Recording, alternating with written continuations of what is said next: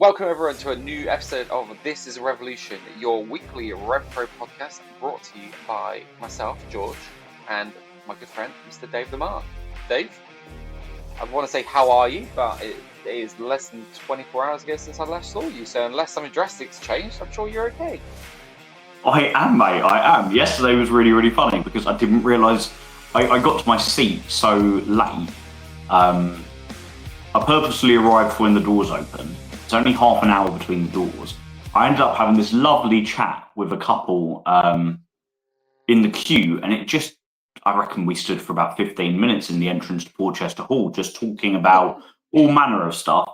And then I went to go for a wee, get a drink, get to my seat, and I sat down and I didn't even realise you were behind me. And it was only like halfway through the first half that I realised you were there. I was big leagued by Dave the Mark. Mate, I felt like I really mugged you off because I didn't know you were there. Yeah, I was just like, fine, fuck this dude. Fuck Dave. And you were wearing a particularly nice jacket, mate, so I should have noticed immediately. Well, look, you've redeemed yourself now. The flattery works. But no, like I said, I thought at this point, you've not realised I'm behind you. I'm gonna wait till half time because we were so close, and it was funny because like you turned around to react to the guy who was behind me, and you turn around, and then about a minute or two later, and I could sense it was like it'd gone around your head, and you went, "Wait a minute," and then turned back around and was like, "I didn't realise you were there." What's concerning is that it took me like 2 minutes to process the fact that I'd seen you. Just that's how slow my brain worked. But yeah. It was busy in Portchester Hall yesterday, wasn't it? It was, mate. 100 London shows, everyone definitely felt like it was time to get a ticket because I was chatting with people who were there for the first time yesterday, and we were quite close to the front of the queue, and we were like, yeah, last time it felt a bit empty, not empty, but emptier because obviously we've upgraded the size of the venue. And yesterday there was definitely demand was obviously there to sell more seats because it's a big show, 100, some big matches on. Purely because even at that merch table, I felt like I was back at the 229 again. Like this, when the rows of seats have gone back, and I mean that's great for RevPro because you want your 100 show in London and to be a big one, and it was a big one. There was definitely two, I think two, maybe more, but definitely two rows in front of the merch that weren't there last time. 100%, yeah. The side that we sat on, which would be with the entrance behind us and the hard camera facing us, that felt like it went deeper than it did last time. Okay. And there was there were a few rows where it looked like they'd added on an extra chair or two to kind of curve it round a little bit. Mm-hmm. So people that in the 229 would be sat on the end of a row, there was someone next to them because they kind of just curved it round a bit. And loads of people standing. Yeah, there was. Yeah. Like lots of people standing like in between the wrestling and the bar loads of people there that I didn't recognise from other shows, but who brought like a really nice kind of like vibe to it. Like, it's always nice to see people enjoying wrestling for the first time, right? That's the one thing that I noticed both times actually was both times, not that we know everyone who goes, right? But I mean, certainly you are more prevalent at these shows than even I am, right? And I go to a fair few now to recognise people, but you are here, there, and every show, and you are at times going to be a bit of a mingler. If by nothing else, people recognise you and will want to talk to you. So the fact that even you were saying a lot of these faces I don't recognise, that shows obviously the outreach that they've had and been able to get ticket sales and just drawing some people that maybe wouldn't have gone otherwise. Like maybe they're just more low. And this is the thing, right? London isn't going to be short of options for wrestling. So whereas I will travel in for it because I'm there for RevPro. If I'm in London and I don't have a particular affinity to wanting to go to every show or a particular brand going, I don't need it to be this kind. I just need the hit of wrestling. Like changing that venue, it's a couple of stops down on the tube, but in London, that's a huge difference for some people because it might be the difference of, well, I need to go on a couple of extra stops. I can't be bothered with that. Like, they could probably get something much closer to where they are. So yeah, it was interesting to see. But yeah, like you said, there was a really nice vibe in there yesterday. And quite a few people that I recognise from other regions there. So, Yeah. like, perfect example, Hayden, who goes to all of the shows in Southampton. He was there. He'd never made it to a 229 show before, but he'd made it up for a Portchester Hall show. Mark Bradshaw, who's a friend of the channel, always sends in great questions when we do a Q&A. He's based in the north and goes to Sheffield and Coventry, but he'd made it down to London for the first time. And it's one of those things when I first started going to Rev Pro, the first person I really met fan-wise was a guy that anyone listening to this will probably be familiar with, Simon, who is, if you don't know him by name, you'll know him by always wearing Sunshine Machine merch, always sitting front row. Don't know him by name, you'll know him by merch, yeah. Yeah, you'll know him by merch. And Simon and I don't live a million miles apart, so we would often find ourselves going to the same shows. And he always used to say to me, I used to do Stevenage, St Neots, and the big London shows. And he'd always say, you need to come to the 229. And I said to him that I'm scared that if I go to the 229 once, I'll be going every single show. Like, I'll get the bug. And I was like, and it wasn't like a cost thing, because I knew that like I could make it work financially. It was more it was more a credit with the wife. Could I get away with going to wrestling every month at that point? Now it's bloody every week, twice this weekend with Portsmouth on Saturday as well. But I feel like some of these people that have come down to London or up to London, like yourself, mate, you come to one and then you're like, well, I'm tempted to go to the next one now. And you're at more 229 Portchester Hall shows than you're not at, even though it must be 100 miles for you, is it? It's look, for me to travel on the train, it's I don't know in terms of miles, it must be about 100, but train wise it's at least an hour and a half just to get me into Waterloo, and then from there the travel over. So look, it's a couple of hours. That's always frustratingly long, right? Because you get to London and you're like, I'm basically there, but actually, even the tube is a significant amount of time. No, it's good. It's good. It actually brings me to a question I wanted to ask you, because Mark and I left. He asked me for a tip on where to park, and he took it up, and so that meant we basically parked next to each other outside all the millionaires' houses on a very fancy road in London. So we had sorry to interrupt. When we were in the queue, we had a very posh man with his child walk past us and said, he's kind of looking at us, he's like, "What are you waiting for?" And what are you waiting for? Not what are you queuing for? What are you waiting for? What are you waiting for? And then there's a few of us there, and one person decided, I'm going to be designated spokesman for us. So we've got this millionaire man, who better representative for us than Will Warrener. And love that. Will is just sitting down on the ground, and he just looks up at the guy and goes, "Wrestling." He went, "Wrestling?" And Will went, "Yes, wrestling." And he went, "Like the WWF." And then Will considered himself, because knowing Will enough, and I know what a lot of wrestling fans would be like, you've got the likes of us who would go, "Yeah, like the WWF," because they don't need to know all the intricacies. And I could almost hear the cogs in Will's brain going, do I correct him and say, no, nothing like WWF, like what the fuck are you on about?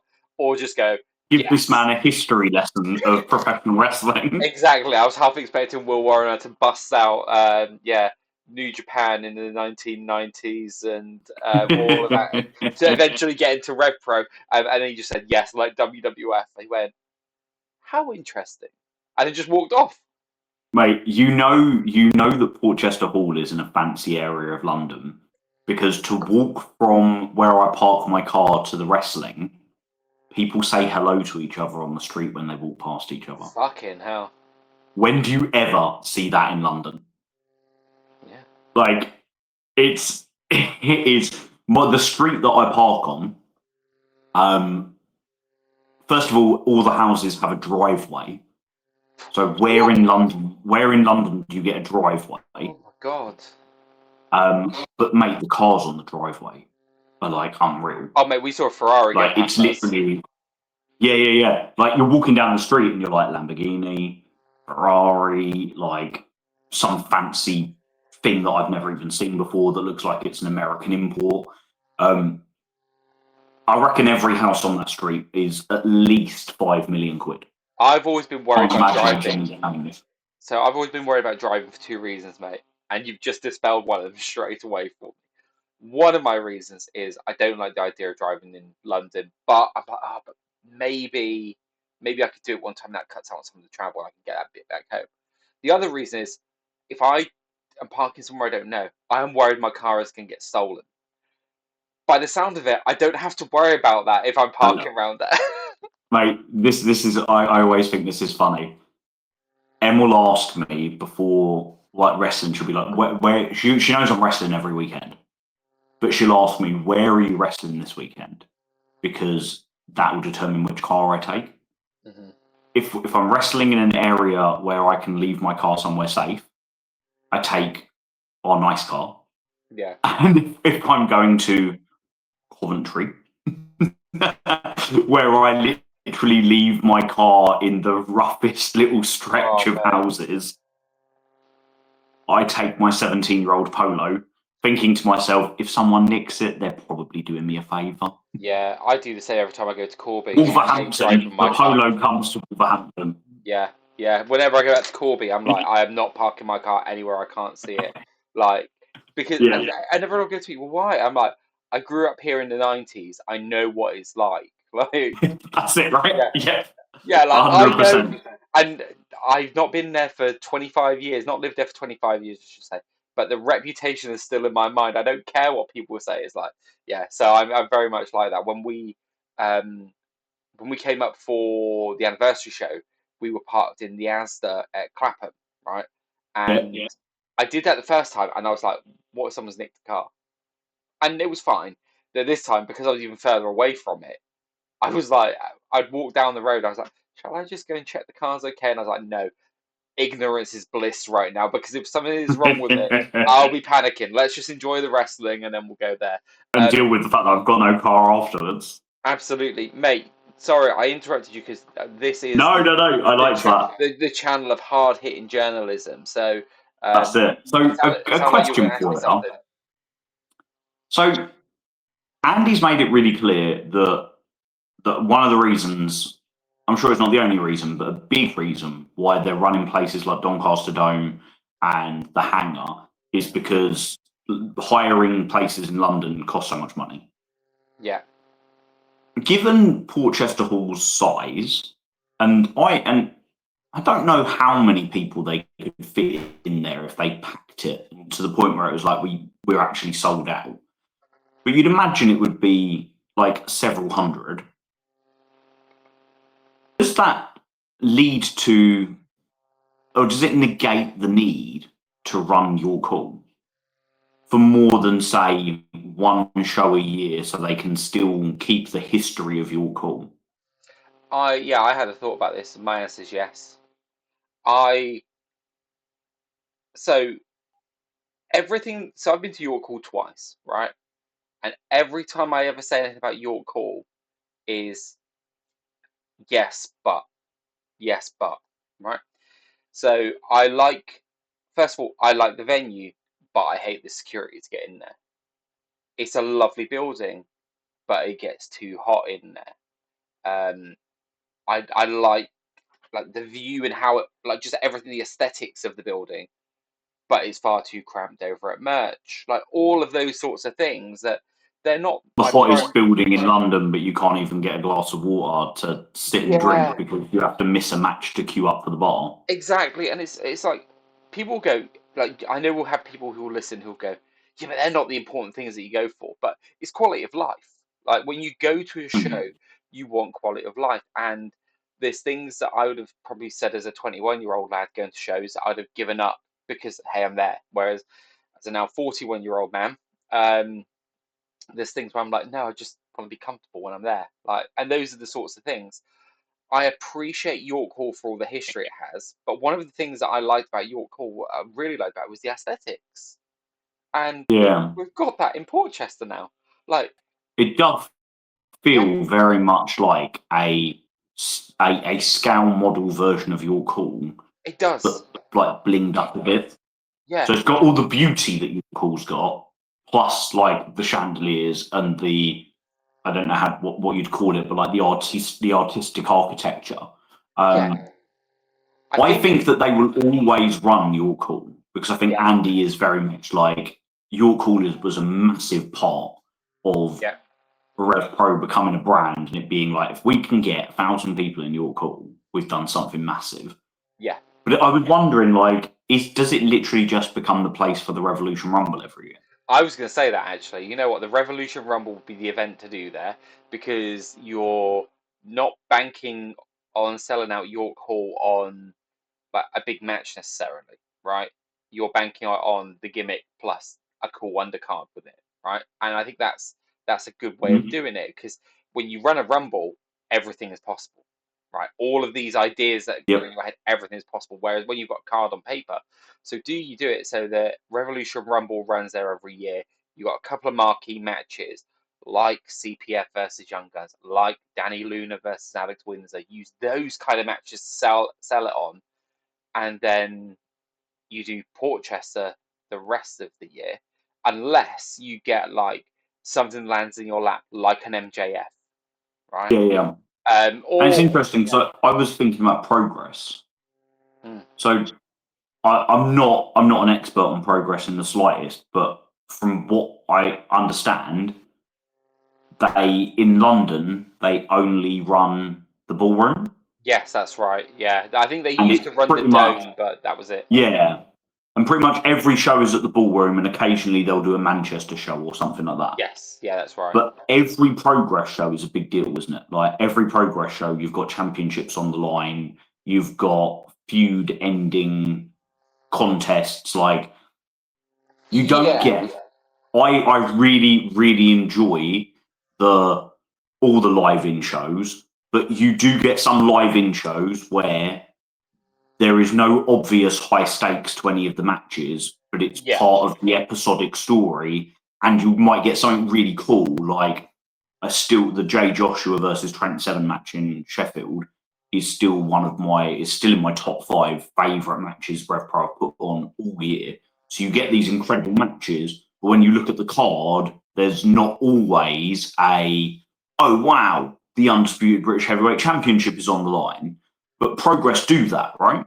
yeah, exactly. I'm just 1, 2, 3, 4, 5, 6, 7, 8, 9, 10, 11, 12, 13, 14, 15, 16, 17, 18, 19, 20, 21. This is riveting, I know. 23, 24, 25, 26, 27, 28, 29, 30, 31, 32, 33. So, yeah, this is the thing, right? So, yeah, like you just said, sorry, I was just counting out all the Rev Pro shows this year because you're right. The Progress have like, these big matches, big moments, stuff going on. And it can feel bigger in terms of bang for your buck to some people. For me, it doesn't because for the price that they charge, I have to have a bit more than one game. Um, but for your faithfuls that are invested in it the way there is, yes, you've got the big moments, the big matches. Like I think they've announced for the next show, Sunshine Machine, Diamond Eyes, and another team that I can't remember right now in a triple threat ladder match for the tag team title, Lycos Gym. Um, Exactly. and people, yes, they were like, "Wow, this is amazing!" Right? On the flip side, they are doing a story, like they're telling these stories in chapters of 12, right? Yeah. Rev Pro, like I just said, I just counted it at 33. Last night was the 33rd chapter, if you include the GWF double header, if you include the Yeah. Barcelona dates as well, like with those there as well. If you don't include those, they're still on 25 or more there as well. So you've kind of They got hit that they hit over 40 shows last year and the year before. yeah. So I can imagine they'll do again the same this year. But so yeah, I think you're right that you can't have that with every show. But I still feel, and this is a thing I'm critical about all episodic television, and AEW have been one like this for me recently. I want that something to grip me in to go, this is why you come back next time. And Red Pro's got an even more difficult thing there with it. And look, I read opinions online. I see some opinions that I go, don't think I agree with that. I see some opinions where I go, I agree with some of that. And then some opinions where I go, I agree with all of that, right? It's shades of grey, it's nuance, all of that sort of stuff. But the one thing that Red Pro does have to contend with is the fact that they're not just booking on the basis of like episodic hook to try and get you to watch the next episode. They're trying to do that in venue for those people that go, Coventry's back in 3 months. I've got to hook them into the next one of that. But I've also got to hook these people, these hardcores who are watching on demand. I've got to hook them into the next show as well. So you'll have the people that are trying to hook in for the next live in London going, oh my god, this is how it's ended. But then you've got to get like us going, right, well, what does this mean for Southampton? Whereas there'll be people there, you have two camps of people. You'll have the one others go, well, how does this all lead in Southampton? And then you'll have the ones go, oh, I wonder who the Good Brothers have got next month. That's your different angles you're looking at it from. So it's a tough job. And there are some times when I come away from a show going, that was pretty decent. But like I said, there is a bit of lack of stakes sometimes. I feel like, do I feel yesterday lived up to where I thought it might as the 100th show? In some areas, yes. In some areas, no. I was surprised that there was a bit of a lack of fanfare that I was expecting around it. That didn't happen. I was expecting Andy out at one point for a chat and all that sort of stuff. But there was definitely some big matches, some big moments on there, which I was happy with and how they came away in the end. So before we dive into that, do you think, therefore, first Portchester Hall show, we're just going to ignore that one because that was a bit of a, in my mind, that would be Andy doing, right, let's put on a show, suss the place out, work out how big it's going to be, see how many people come in, and they put on a show that you'd expect to see at the 229. But the second one had an undisputed British heavyweight championship match. The next one has an undisputed British tag team championship match, which has been confirmed a month in advance. And the Good Brothers have been announced a month in advance for it. Yeah. And then the third one, Manders, has already been announced 2 months in advance for it.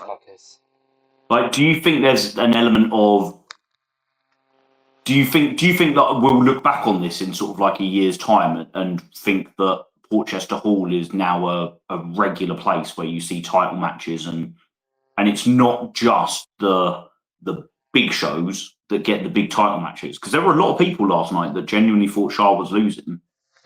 Yeah, I found that interesting, and I think that's a bit of a testament to how they built this, and in some ways, how you've got someone who, just from a smart mark perspective, I hate saying that, right? But we're all critics of this. We all love it, and we all think we know how it works. And then stuff happens where we get like Summer Sizzler. I knew how all that card was going to work out, and none of it worked out, I imagine. The beauty of wrestling. And I think they benefited in some ways from the way Shah had been booked prior to the title and how over booked, I don't even that's a word I can say, I don't mean it negatively, with Michael, where he is just the Hogan. Like how strongly he's been booked. Yeah, like I don't like to use that comparison, but the Hogan just like constantly winning doesn't work. Like, I'm not saying Michael's fucking hell, I'm getting myself into all kinds of trouble here. I mean, the easy comparison. Yeah, it's not. It's not necessarily a compliment, but it's an easy comparison. No, I was just going to say, booking. that Cena, that's the more apt book. Yeah, that's kind of what I mean. And it's even what he's lent into, right? Yeah, so I kind of look at Portchester as the extension of the 229, right? It is the 229, and I've always felt that the 229's got big matches in it. Anyway, it's always got title matches in it. Do I think we'll see more feud enders here? I do. Do you think we'll see more title changes there? I think we should see more title changes. One, I feel like we should see more title changes in Rev Pro anyway. That's probably one of the things, and I say this with indie companies. I understand when you run fewer shows, it can be harder to do this as much, but when you're running 40, 50 shows a year, we could afford to have a few more title changes. I would say. But there's a massive difference, isn't there, between a Progress champion holding the belt for 6 months, and a Rev Pro champion holding the belt for 6 months. Yeah, because 6 months in Progress is 6 shows, but 6 months in Rev Pro might be 25 shows. Yeah, some fella shouted out yesterday, anything but another Oku reign. Like, mad, isn't it? Like, but that's just showing like the people's appetites for seeing stuff that's new. Does that line up with Andy's philosophy? Very New Japan focused in how he books. That's clear to see, and you don't just get shock title changes necessarily all the time. Like, it is long built up story. So I would just say I wouldn't want title changes very regularly, but there are times when belts could be dropped on shows. I think while a lot of people wouldn't have necessarily liked it and certainly made it known, I think it's not the way I'd have booked it, but Ricky Knight Jr. taking the title at Summer Sizzler, that was something that nobody expected. And that's good. Like, there are going to be things, one of my moments of the year, that. Yeah, because it was such a shock. Yeah, and look, I'll be honest, I thought the match was fucking terrible. I watched it back. I didn't like it. I just did not like the match. And I loved their match in Doncaster. But this one, and when I say fucking terrible, I'm not saying I can do it did not match the expectations that I had for it. And that's not even me going, I'm up here and it didn't achieve up here, therefore it's in the mud. I just didn't like it. Did not like it. It's my second favourite match of the year. Yeah. But again, like that for me is I think that any time that anybody gives their opinion on something or ranks something or rates something, and this is coming from somebody who's doing a little project this year of can I make my top 10 of the year a live thing throughout the year so that it organically forms at the end of the year. But it's so personal because RKJ and Michael Oku, for me, was all about the pure, like, complete loss of analysis and pure feeling and just how kind of carried away I got with it when I started to think that Ricky was actually going to win it.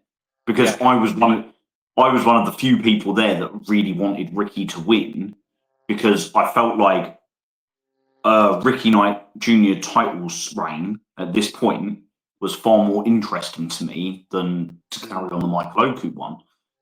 And like I got completely lost in it all. I really, really enjoyed it, and it brought back loads of memories for me of Oku versus Ospreay and Ricky versus Ospreay, and there's all these things which are like so personal to me because it's what I was thinking at the time. Yeah, I'm just whereas somebody else might be watching it and studying it to judge how snug everything was and all, the complexities of everything that they did. And you can't, one person's feeling can't translate to somebody else's, can it? No, so I'm having a look, and I think probably half of our list aligns. I haven't written down my list yet, but for instance, what is your number 4 match is in contention for my number 1 match, and that would be Mills and Joshua versus Young Guns. Like that is up there for me.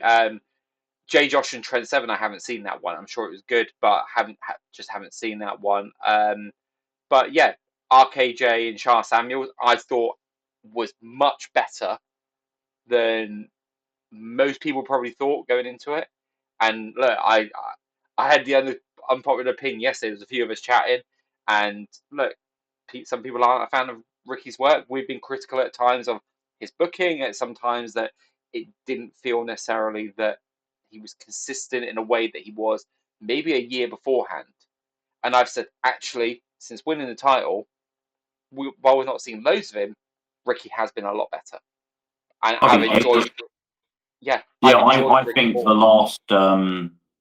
last few months of Ricky Knight Jr., which I know isn't many shows, but when you look at it's more than just the shows. It's the shows, the backstage reaction videos, the in-ring promos, the whole package of what he's done the last few months has been really, really focused.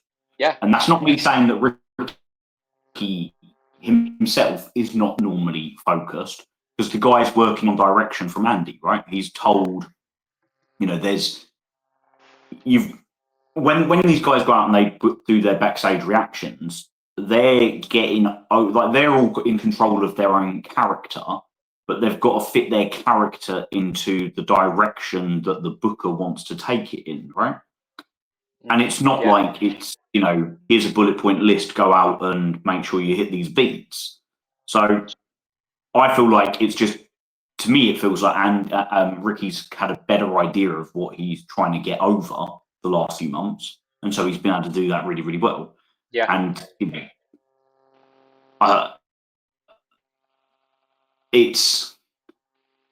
I was really, really pleased to see him back yesterday. I like how he went about his match with Trent. There was an element of respect towards Trent, and I feel like that makes sense with the Ricky Knight Jr. character. He's got no reason to be a dick towards Trent. He's got no reason to hate him. Yeah. Yeah, I would agree. But he's still also Ricky Knight Jr. So when there were like 5 more minutes, he's like, fuck that, I won the match. Raise my hand. Yeah. A win's a win. I'm getting paid and going home now. Like, that's Ricky Knight Jr. all over. I feel like that run was excellent. I don't see... Well, here's another question for you. Is Jay Joshua going to be the next undisputed British heavyweight champion? This is an interesting one. I don't know, because I was convinced that Jay and Mills were going for the tag team titles at Uprising. I felt like the Good Brothers were in there to keep Young Guns busy for a bit, that we were going to find another little detour for those guys. They were all going to come round. So I was a bit surprised to see that the focus was on that. I thought at first maybe it was softening up the guys who are going for a tag team title shot before the winners of the Great British Tag League. I thought that's where we were going with it. So when Jay held the title up, honestly, and this might be me getting blinded for my love for the guy, I honestly thought the person to take the title off Sha at Uprising was going to be Manders. That's where I thought we were going with this. But and especially with the dates that he could work, lead us to an Uprising match, I just thought that's where we were going, and maybe get a title win off that. Look, Manders is... Look at Manders in WXW. And yeah, look, Manders, he'll be there as often as he's asked to be there. Manders has said this on our podcast. Like, he has said this, that if he is wanted for a prolonged run, he will be here. He'll make himself available. The dude is a full-on nomad, right? Like, he goes wherever the work is, and as long as he's enjoying the work, he keeps going back. He's not leaving a family behind. No. He's just a young dude traveling the world, living his best life. Yeah. Like, it's very, very different to when you think of a wrestler, take a Zach Gibson, who lives in Florida with his wife and his kid. Every time he gets on a flight to come to the UK, he knows he's not going to see his kid for like 3 days. and when you've got little ones, especially when they're little, that's a really hard thing to do. Yeah. Manda's isn't in that situation, so it's really interesting because I think that the direction is being redirected. Okay. I think Leon Slater was going to be the next champion. Yeah, so do I. Everything felt like it was pointing towards that. Yes. Andy seems to really like this thing of when people say they're going to do something, quite often he'll leave it hiding there in plain sight, and that's what will happen. So when Leon Slater says, "I will be the champion by the end of the year," he'll be the champion by the end of the year. And we can all be thinking about all the other possible people when you just keep having to remember, nope, it's going to be Leon, and it's going to be right at the end of the year. I always felt like Leon was going to win the Revolution Rumble. Yeah, same. And him not being even, because there was no even talk of him not being available for the Rumble until suddenly Liam Slater cut a promo saying, "I'm going to enter and win it for Leon." And it was like, what? Leon's not in the Rumble? Like, that, for me, looking from the outside in, and I'm not talking about with any kind of insider knowledge here, because I don't have any. This isn't the sort of thing that I talk about with, like, with Andy or Craig, where it's literally just how can we get numbers on Instagram? Send me match graphics, questions in the DMs asking about where is their t-shirt, that sort of thing, like boring stuff. I feel like Leon was going to win the Rumble. Leon was going to headline the anniversary show, and that didn't happen. Yeah. So then it's a case of, well, Leon will win it at Uprising. And now I don't see how that can happen, because you just look at the fact that Leon Slater was on NXT this week. Leon Slater won on NXT this week. Leon Slater was meant to be at Portchester Hall yesterday, and he was pulled from it. You know, like a scheduling conflict. We all know what that means. I just don't think. I think that Leon Slater has the chances of him being undisputed British heavyweight champion anytime soon have completely gone. Yeah, Leon's. He's now going to be that special attraction. He's going to be Zack Sabre Jr. Yeah, Zack never goes for the undisputed British heavyweight championship. Leon Slater is never going to be undisputed British heavyweight champion. He's surpassed that now. I'm with you that I felt that was the direction, because when we were talking about what's going to happen here, we always said the same thing. Who is Oku going to drop the belt to at the anniversary show? And that in itself felt like a match where felt like someone must be up in a way that felt that they were having to pivot, because I said and again, I mean this with so much respect to Sharp, right? Because he stepped in and he's done what he's done, but he was in a comedy storyline with Harry that was already a pivot from what looked to be either a feud or a team with Josh James, right? Respect to everyone in this, but there's levels, and that is not levels as your next or someone you expect to be your champ. I wonder if the whole Liam Slater thing was to see what the future might look like for Leon, and then go, well, could we have Liam win it on behalf of Leon? Could we do that? Because I feel like people would have bought it to a degree, although on the night we'd have probably been like, "That's a bit shit." I would have done too, mate. But I think. But in hindsight, I will say this: if anybody could get me to love it, it would be Liam Slater, because he's so good at like when he gives his promos, and I love the fact that his promos always have a title. It's like I'm listening to, like, I've gone to watch somebody give a keynote speech on, something I'm absolutely obsessed with. Like he just has me hanging on every single word he says. I'm going to say this in the nicest way. Like this is meant totally in a nice way. Liam Slater's promos are like the wrestling promo equivalent of the wanky coffee shops you go to, where you're just it's such your element about everything around there. You're just like, oh my god, like everything that is you. You are locked in, and I get it, right? I didn't get it first with Liam Slater. I'm not going to be around, but I didn't. I just didn't get it. I was like, but the more I've watched, and I think he's one of those people that everybody has their click moment where it's like, oh my god, I get it now. Like, I this would guy's say though, fucking good at this. what clicked for me was being in the venue with him, and that's Yeah, what it was. It did not translate to me on TV, but Oh, as soon as I saw it a interesting. few times in shows, clicked. I was like, I get it now. Because all his first few appearances, in fact, almost all of his appearances have been in Sheffield, right? Yeah, And exactly. then it was one in Coventry, and then he's done the last 2 London shows. Yeah, and he was So at, I suppose, was it like, J my Pub as next well? question. Yes, yeah, of course, yeah. My next question is, Jay Joshua has to be, well, first of all, Jay Joshua has to be the next challenger, right? You don't do what you did at the end of last night's show, hold up the belt, and then not be next. Yeah. So that has to be Uprising, doesn't it? Which is in Wales.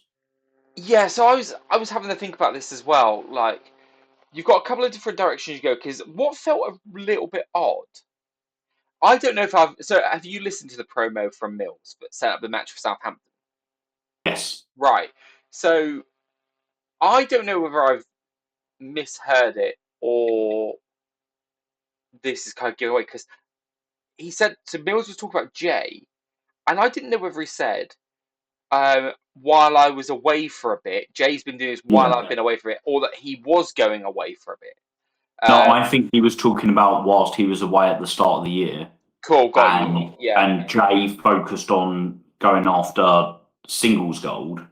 Got you. And now they can go after tag gold. Jay's got to finish his pursuit. Yeah, so you've got a couple of different routes here, right? Let's have a look at the calendar for the rest of the year, right? You've got. So this is it, right? When you've got the calendar in front of you for the rest of the year, you realise that unless they're going to do, well, Oh, okay. they could have Shah do double duty at the next Portchester Hall, potentially. You could have him have to defend his title twice in 2 weeks between Portchester Hall 102 and Uprising, but I don't see that likely because you're building to a big title match for Uprising. You wouldn't have another one 2 weeks prior. And that just leaves places I can't imagine them doing a title shot, like Lyon, France, Southampton, Sheffield, and Coventry. Yeah, I thought we had more shows in between than we do, but we don't. Yeah, like we're really close to the end of the year, right? And Uprising isn't as far away as we think. No, let's take Fantastica Mania out of it, right? We've got 1, 2, 3, 4, 5, 6 shows. Yeah.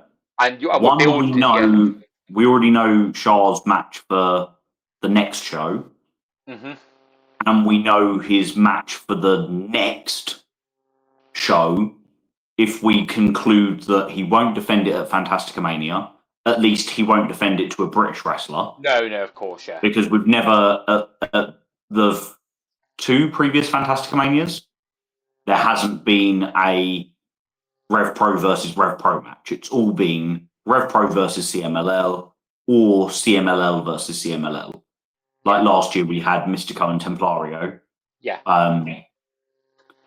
So assuming he's not defending there, I cannot see them putting on a big match like Jay Joshua versus Shah Samuels if they want there to be jeopardy in Lyon when there's no guarantee that show will be live streamed or potentially ever even seen by British fans. The other thing as well, we haven't seen the Trios Grand Prix, have we? No, the other thing that we've got is got to consider is at the end of the show, your babyface champion was lying there prone. And what was the crowd's reaction? Mate, it was 95% Jay chants. Massively. And the Shah fans, like me, were silent. Yeah. It was because there was no point trying to cheer for Shah while he was down on the floor with Jay above him because we were just going to get drowned out. Yeah, and it wasn't even like this moment where you've got like some boos with some cheers like this, like the crowd were firmly invested in what Jay had done. As this guy who he did a heelish. He's not. what I like about Jay and Mills is they're not heels, they're not faces, they are anti-heroes, sort of in the middle, and depend on who you're against. Actually remind me a lot of NXT version of Asuka, who molded herself against who she was. These guys do that really, really well, kind of similar to how Young Guns do it. Probably the two acts in the company that do this the best. They're not cookie cutter baby faces who follow every single rule, but they're also not going out there doing the dirty on people. They're just tough bastards who exactly. don't give a I think that you have to do this on a stage and a moment that gets the best for you. The other thing for me is I don't think Shah leaves the end of the year with a belt, and I don't think he should. I think he's had. I think what I didn't want them to do is I either wanted them to go a couple of ways with it, right? Have it be something that had a lot of stakes to it, and he loses it quickly. And if that wasn't the route or something that's possible to do, cool. Give him some dignity with it and allow him to go to the end of the year with it. Because, again, part of it was that it felt like they were switching gears and dynamics is the build to it. And I said this, that it felt like, it sounds like such a horrible way of saying it, I don't mean it, but a bit of a heat vampire, right? And what I mean is he was being put into matches with people almost to kind of use a bit of their draw to help boost him up, because how he'd been presented for so long wasn't on the same level as these people. So tagging was desire against a bit like how the sort of thing that people accuse Jericho of doing, right? Being like, oh, Eddie Kingston's really popular. Put me in a program with Eddie Kingston. Orange Cassidy's really popular. Put me in a program with Orange Cassidy. You know what? I kind of saw it almost like the Jinder Mahal side, where they just went, we just need to get this guy over. We need to get him over. And I'm slightly less kind of, you're not being cynical, that's not the right word, but a slightly different viewpoint that gets the same outcome would be, we need to convince the crowd that Shah is a winner. Yeah, no, that's exactly the best what way I mean. to do that is to get him to beat some people that the crowd think are winners. No disrespect, but there's no point putting Shah in there with Xander Bryan. No, or putting Shah in there with a James Ellis or someone that we like and we know, but they tend to lose. Yeah, he needed to go in there with people that normally win. Name value, so that when you beat them, it means something, and that's exactly what I'm talking about here. But that's where it felt like that had to be done quite quickly, because it felt a bit disjointed from the way it was normally done. Because then he's got a month holiday before the big show, and it's like, well, hang on a minute, like I don't know the guy that well, but something tells me that if he knows he's got this big match coming up, he's not going to book a holiday a month out before it for this big match. But so I think, given the dignity, get him to the end of the year, given the matches, given the moments, look, he's earned it, right? As far as I'm concerned. Look at the matches he's had so far. Yeah, he's had some great matches, yeah. They've crammed in to a really short amount of space of time. So I always think like I love cage match. I use cage match all the time. I'm always kind of like, whenever I'm like, ooh, when was Mark Haskins' last Rev Pro match? Cage match 2021. You know, and I love history and I love the archives. But something that you know is going to live forever is when you click on Sha Samuels' title run, it's going to list all the people that he wrestled in that reign. Mm-hmm. We've already had a defeat of Ricky Knight Jr. to win it. Massive coup. RKJ doesn't lose very often. Then Luke Jacobs. Then Michael Oku. It doesn't matter what happens now. He could lose it tomorrow.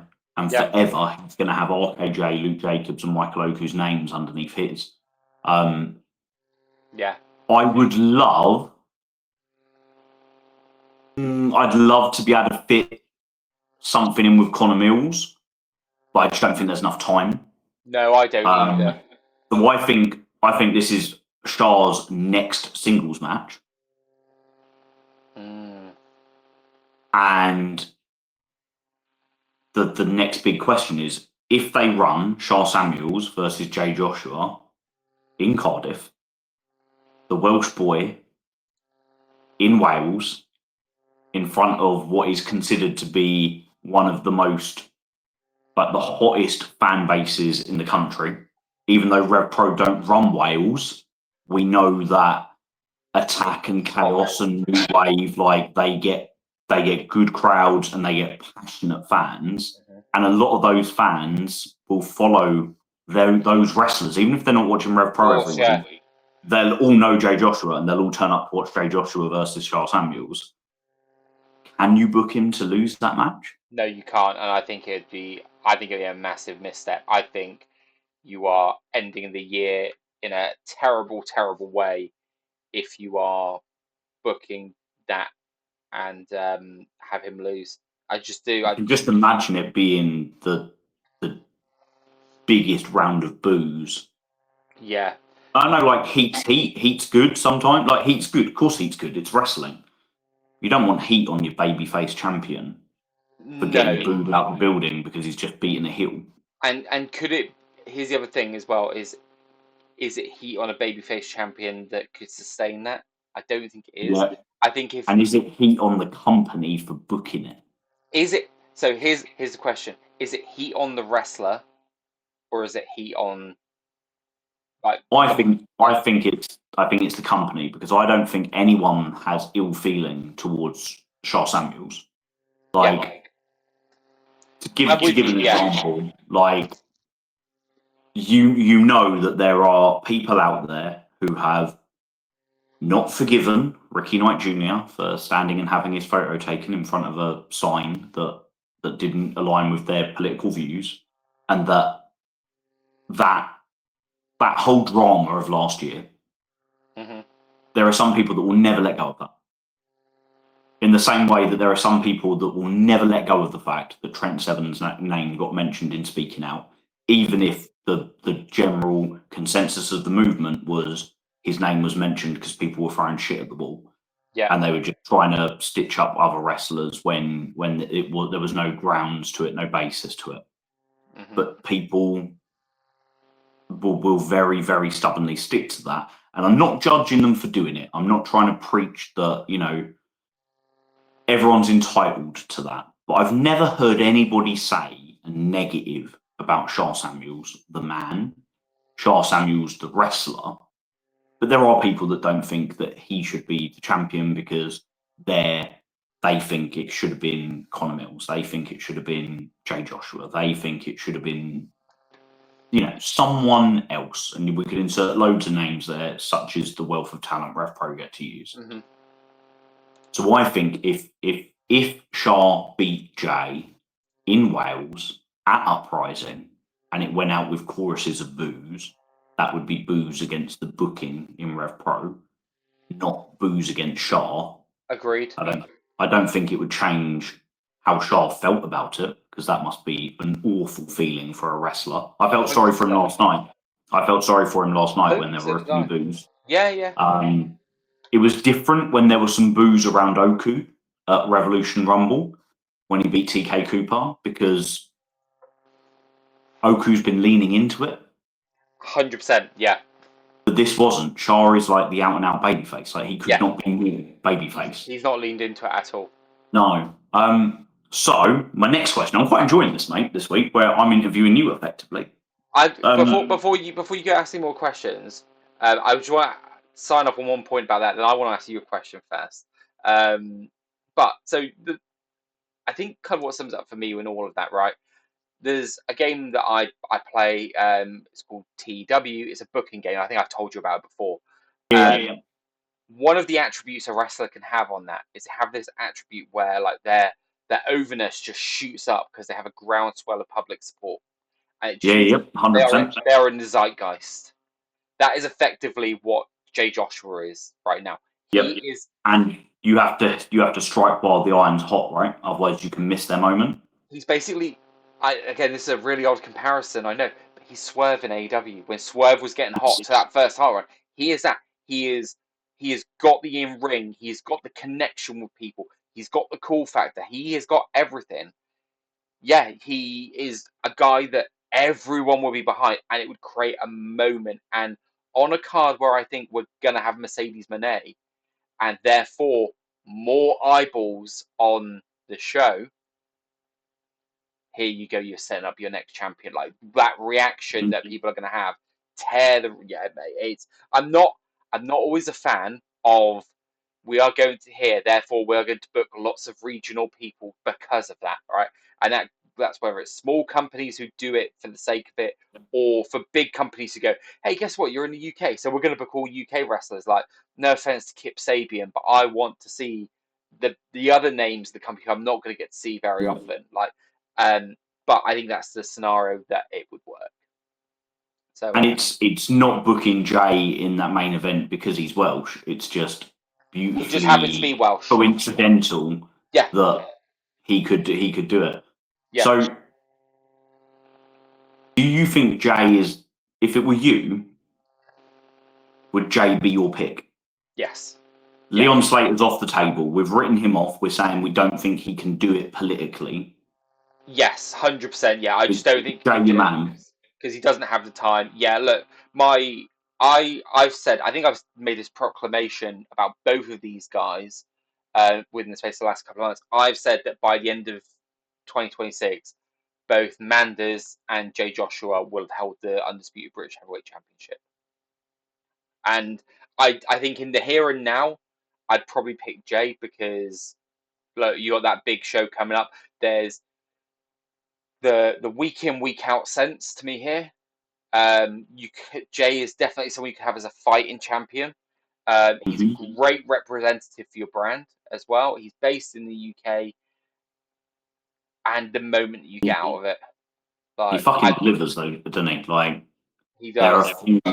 I mean, I'd say there are a few more consistent wrestlers, but actually, we're very blessed in this country to have a Conor Mills and a Jay Joshua and a Michael Oku and a Luke Jacobs and an RKJ, like, and that list could just keep going. Like, we could name probably 20 wrestlers, male and female, who Rev Pro who have access to, who deliver every time.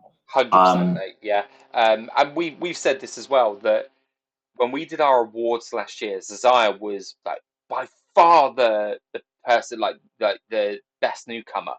But we've also said, and I don't know if you still agree with this or not, I agree with this. If you were doing rookie year in Rev Pro, both these guys, based on when Zazaya came in and based on the fact that Jay came in mid-year, I actually think that Jay has had the stronger year of the two. And it's that is. There's a little football comparison.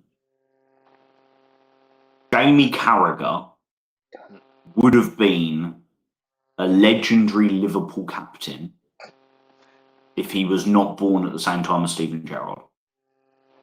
Sure, let's go with that. Like, do you know what I mean? Like, a Liverpool boy, an absolute rock at the back for them for a decade, but they had Steven Gerrard. Yeah. And it's like Jay Joshua had this ridiculous rookie year, and he's not a rookie, but in terms of Rev Pro, first year in the his first year in Rev Pro, but Zazaya was there.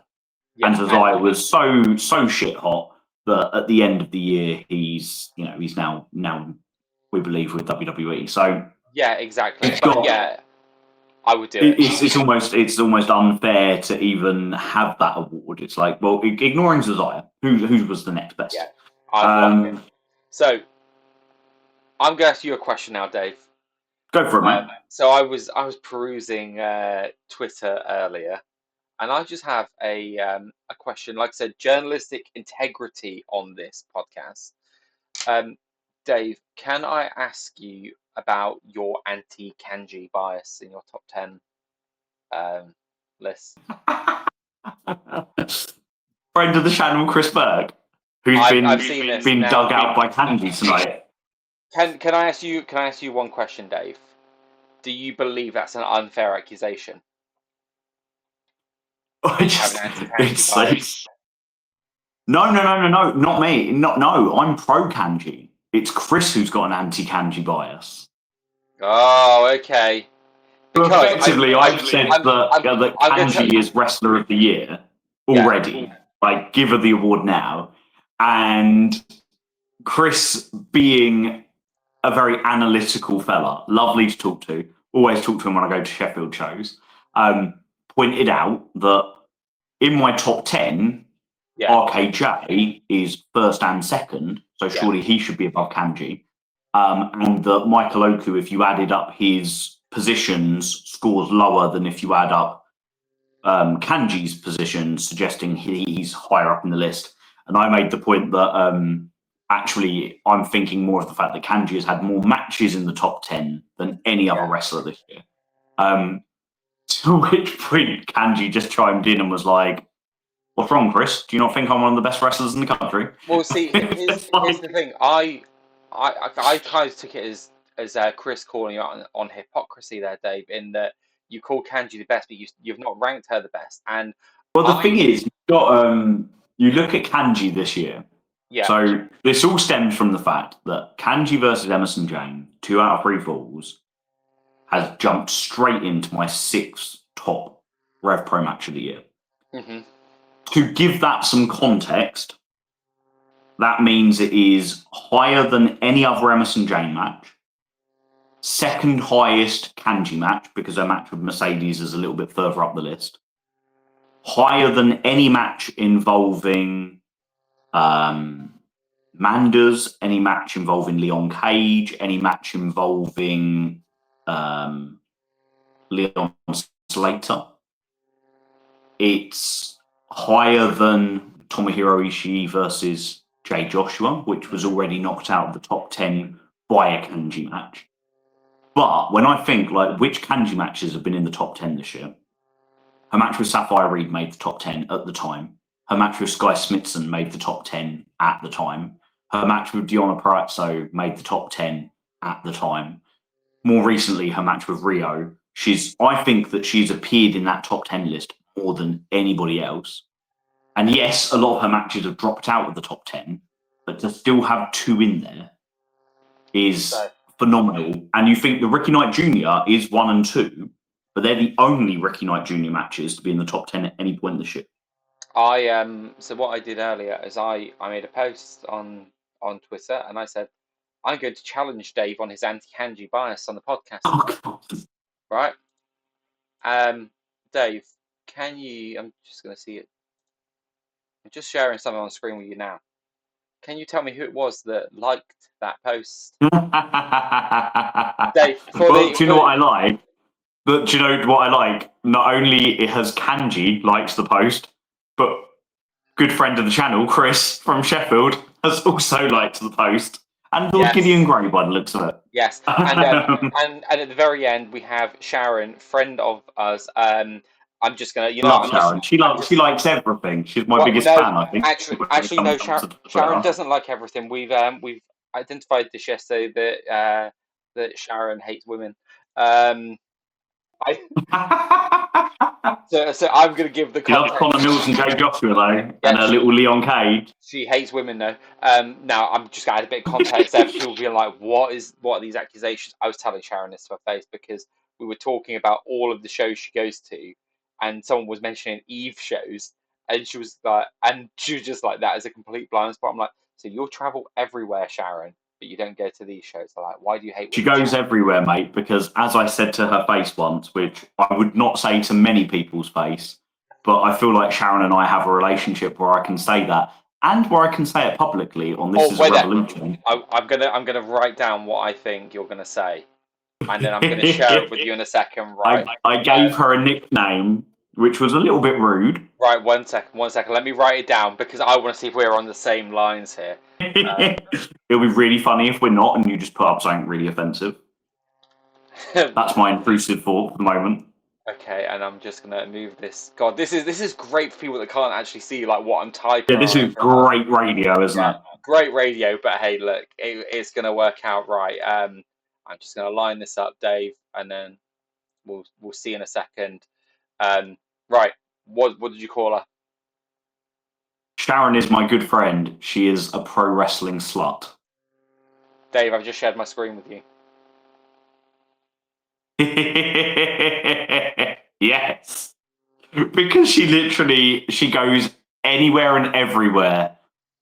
And she always laughs at me because she was like, I know you only go to Rev Pro, but there was this really good match from another company that you should watch. Oh, Sharon sends me all these recs. I love it. And she's my pro wrestling slut. She goes here, there, and everywhere. How funny, though. Especially for a Welsh boy or Connor Mills. How funny is it that, like, literally I had that lined up and it was exactly the same thing. I love that. I'm just texting Sharon now. I'm just saying, we've just name checked you on the pod, just because I want to get her anxiety up a little bit. Love Sharon. But yeah, so yeah, that was why, because I just thought it was funny that I said about your anti-Kanji bias, and Kanji herself liked it. I just thought that was fun. On that note, my friend, yeah. How good was it to see Leon Cage back in the Rev Pro ring yesterday? So, it's really interesting. One, it was great to answer your actual question, right? Because I feel like I just answer a question with just going off a rambling statement. So good, right? When we got this graphic pop up, we were going down a few. We spoke about it last week, and we went down a few different lines. And I feel like we just went in circles, though, didn't we? Because it was like they don't want to book someone that's a big name because then they're losing the chance to draw money. But if they don't book someone who's a big name, they're going to disappoint fans. Yeah, and I just ended up in a vicious cycle, and I couldn't get out of it. This is where I get really fixated on something, mate, and I kind of just go round in circles, and I can't see any other person's viewpoint, right? When I go, no, I'm right. This is a toxic trait of mine. When I think I'm right on a reasoning or a logic, that is it. You cannot change my mind. And I had two bits of logic here. One, it was a political move, right? It was someone AEW or ROH linked that meant I remember you saying this. They couldn't advertise them, but they could just do it and it not get talked about too much. Exactly. A bit like how they had Danny Luna and Mercedes Moné in the same match. But yeah, because it was a big multi-woman match, it wouldn't be as noticeable as if they just put up a show match that was TNA's Danny Luna versus AEW's Mercedes Moné. Better to ask for forgiveness and permission. Yeah, exactly, mate. Or the other option I had was, if they're not going that route and it is someone in BritWres or BritWres adjacent, it has to be someone that the crowd go, fuck yeah, like, and that's what we got. Our thought on it when we originally did it was Manders, and then I literally went away after we recorded and saw that Manders was in Austin, Texas, and Alaska. So it was not going to be him, but something like that, because we saw that we got the Manders reaction with a fucking video package, right? So we saw what the moment that would have been if he'd walked out there. So it had to be someone in that kind of adjacent thing. And God, outside beforehand, we're having these conversations with people. Someone had got into their mind that they were 100% convinced it was going to be Anthony Ogogo. Someone who was known to the Progress audience, dickhead, had told people that it was Ogogo as well. So these people had got into their heads that Anthony Ogogo is coming over for it. That just didn't make sense to me. Like, why would you keep Anthony Ogogo as a surprise? Why would you have him against Leon Slater anyway? That doesn't make sense. All that sort of stuff. So I was just, every conversation I had with people, and look, I like to have a bit of a wild, like really out there, balls out theory. And my balls out theory was Pac, because that was like, that would make 100% sense in Rev Pro canon. It would make 100% sense why you keep it a secret. Do I think it's going to happen? Absolutely fucking not. But it would be fun. It would be fun if it did, right? And it has to follow that logic and reasoning. So when his music started, I was like, wait a minute, because it didn't make sense to me that it'd be Leon, because we saw him on crutches, like at shows, and even Sharon, when I've been speaking to Sharon, she's tried, like, she was going to think, there's no way that boy's going to be back anytime soon. And this was only a couple of weeks ago. So the boy's been working everyone. He sold it really, really well. He has been working everyone. And look, when he came out, you could just see what it meant, right? I mean, to start off with that match, and look, both guys were great. I was chatting with Will about it. Will was like, Leon's got to win, doesn't he? I was like, no. I said, actually, that's not the right decision here. You don't have Leon win. Like, if it was a win, no. it would be a great moment for him, sure, but he's already got that moment throughout. Look, if I've got my Dave's disappeared. Oh. Well, I'm just going to say this, and hopefully Dave will join me back in a second. If I've got my critical hat on, I think the one thing that I would say, is he back now? Yeah, there he's back. So I was just chatting to people saying Dave's disappeared, and saying if I've got my critical hat on, but then so I'm just saying I've got my critical hat on now. The one thing that I would say is it suffered a little bit from overuse of near false finishes. Like I felt that we kind of got a bit too much of that at the end. He's fucked off again. I think we got a bit too much of the false finishes, all that sort of stuff at the end of the match. It was a bit indie-rific in that sense, but that's Any football club can beat any other football club. Sorry, what, Dave? I've just got to stop you there, mate, because I'm talking and I could hear nothing of you. You disappeared again, and then for me on my end, you disappeared. Oh, did I? Oh, interesting. Yeah, so I thought for a minute, it's just me. I better ramble. No, mate, I was rambling, and you just came back on my screen. So I was just saying, if I've got my critical hat on, I heard that. Too much on the false finishes, and that's what I said. At time I went a bit too, and I used the term indie-rific, like just a bit too independent wrestling. I agree, though. I think indie-rific is actually. What is going on? Technology has been great this evening. Dave has fucked off again. Dave the Mark, what is happening here? He's just going to come back to talk about football again, isn't he? Any team can beat any other team. My God. I mean, look, all I'm going to say is if there's any episode to have lots of fun and games, it's episode number 69. The point I was going to make is when you look at it from the fact that Luke Jacobs beat Leon Cage, but in order for him to beat him, he had to pull out every single one of his biggest hitters, some of which he had to hit twice. Yeah. Now, normally, when you think of any football club can beat any other football club. I remember the wonderful moments of West Ham getting wins against your Manchester United, your Liverpools, your Arsenals, your Manchester Cities. But it's always been a case of West Ham either being at their absolute best or getting a little bit lucky, and the really, really big clubs not quite being able to hit their full-on stride.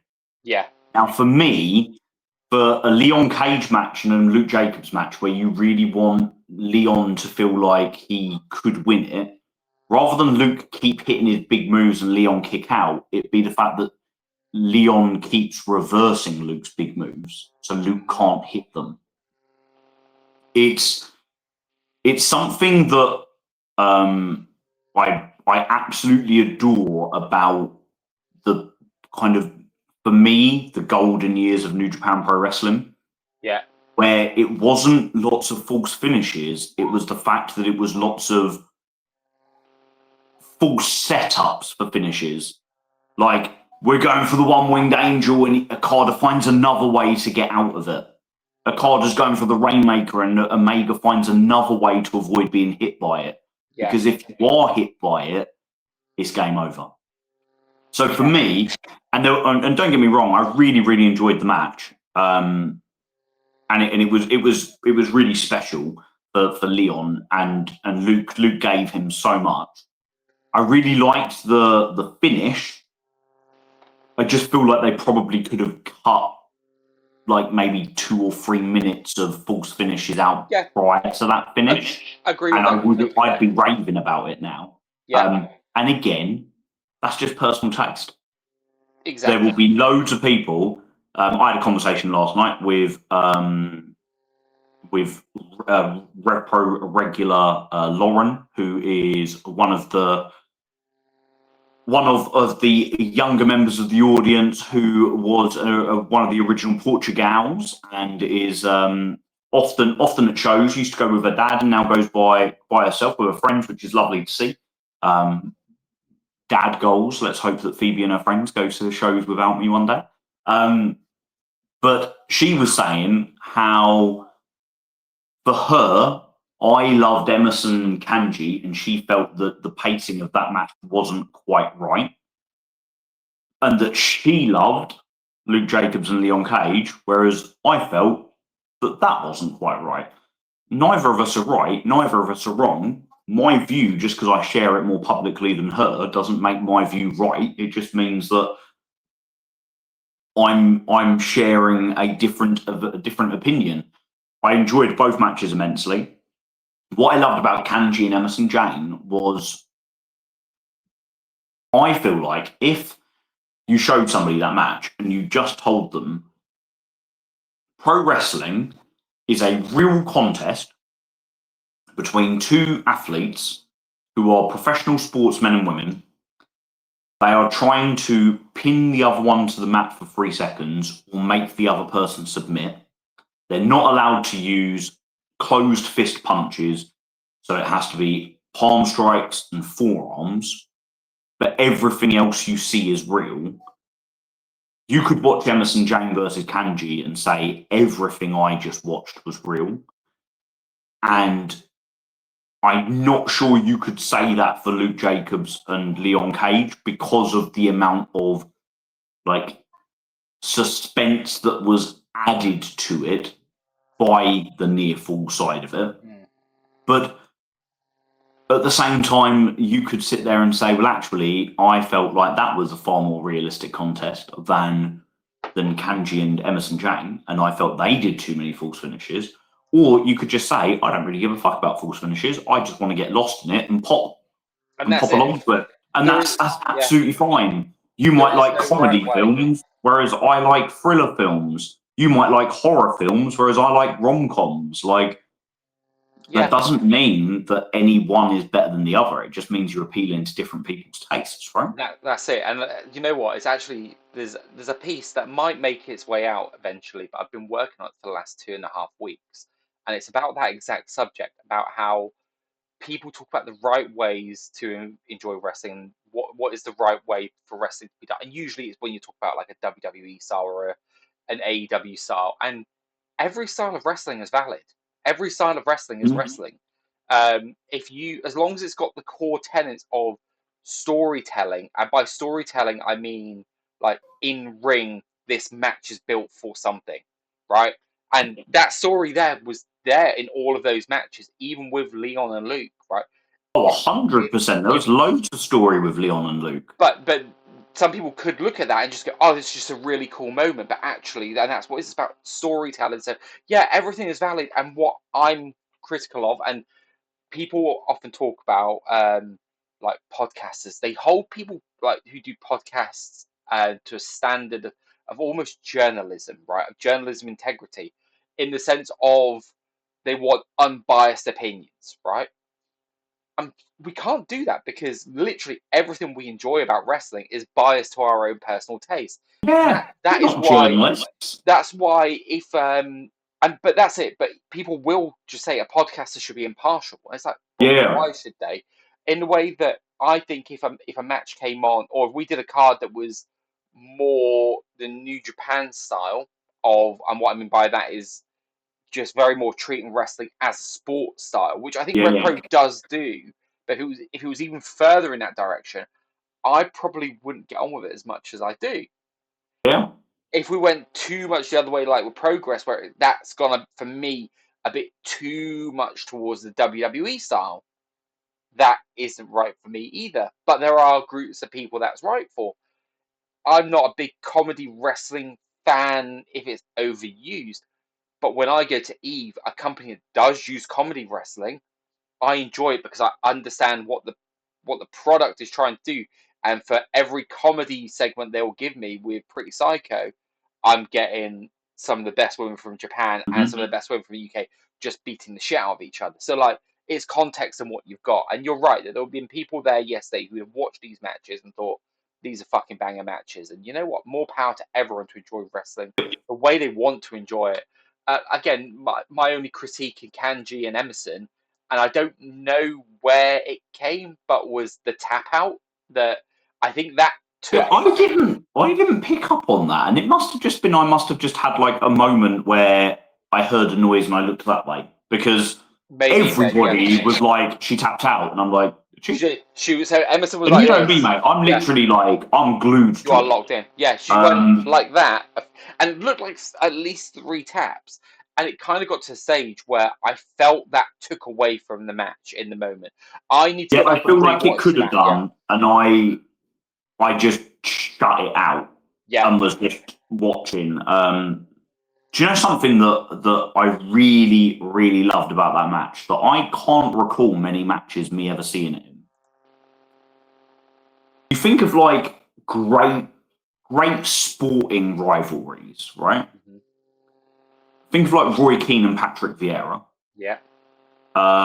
Think about for like cricket fans out there. Think about like the 2005 Ashes series between England and Australia, where you've got players in matches who genuinely really don't like each other. Mhm. And they are just in each other's ear the whole time, trying to aggravate them, trying to get them out of their headspace. And it's almost out of respect because they know that in order to beat them, they've got to play a psychological game as well as a physical game. Yeah. Kanji and Emerson Jane just talked shit to each other that entire match. Yeah. Kanji especially was just constantly, and I loved it. Yeah. I think that it's really important to be vocal in the ring when you're wrestling and to create noise to break that silence. Mhm. Something I found really interesting was Cameron Kai is always someone who I've found there's a lot of silent moments in his matches. Mhm. He's come back and he's seemingly working with Liam Slater, which I don't believe is just an in-ring thing. Like for their tag match, Liam will give him pointers. And I found yesterday Cameron was much more vocal in the ring. When he hit that running like shining wizard to the back of the head, it felt like a finisher for the first time ever. Yeah. And it was because he made a noise before he did it. He made a noise as he hit it, and suddenly you're like, "Ooh, this is a big deal." Yeah. And the trouble is, when you talk smack as your approach to filling the void of silence, often that can be a bit cringe because it just doesn't feel real and it doesn't feel like the person would actually say those things because it's a bit like it's a bit out of their comfort zone. Kanji's absolutely lovely. Like she is one of the nicest people I've ever met in wrestling. Like a real sweetheart. Mhm. She must have a bitch side to her. She must have a proper bitch side to her, or she's an incredibly good actress because she was literally winding Emerson Jane up, like digging at her, slagging her off, and it was fucking like I loved it. I was just so locked into it and thinking, I can't think of a time I've seen this. Yeah, it was great. I'll be honest, I was very surprised that Kanji was the one going over. And also, did you pick up in the manner in which she won? So, Oh yeah. Sorry, the bank statement and the yeah, the backstabber into the bank statement. yeah. I don't know what she calls it now. Yeah, I don't know if it is I don't know if that move is the money Is it the money maker? I think so, but I know she's got another move as well that I don't know if that's got the same one. Yeah, that was so good. Do you think that's the last we see of Emerson Jane for a little while? I hope not. I don't know. It's not something that I considered, but I hope not. I want her around. Know, and this links to it lovely. I can't think of a time in my 4 years of going to Rev Pro shows where all 4 championships are being like they feel like they have a division of people and there's loads going on. Hmm. And like we've talked about it before, you heat one championship up, you call one down. It doesn't feel like that, right? Like you've got Kanji and doing her thing with Emerson Jane.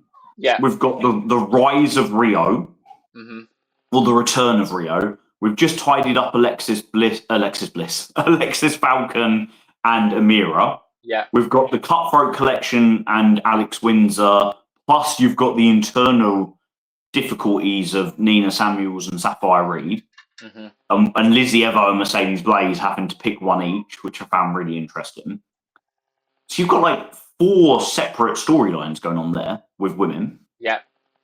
In the cruiserweights, you've got not necessarily lots of different stories going on, but you've got a very active championship.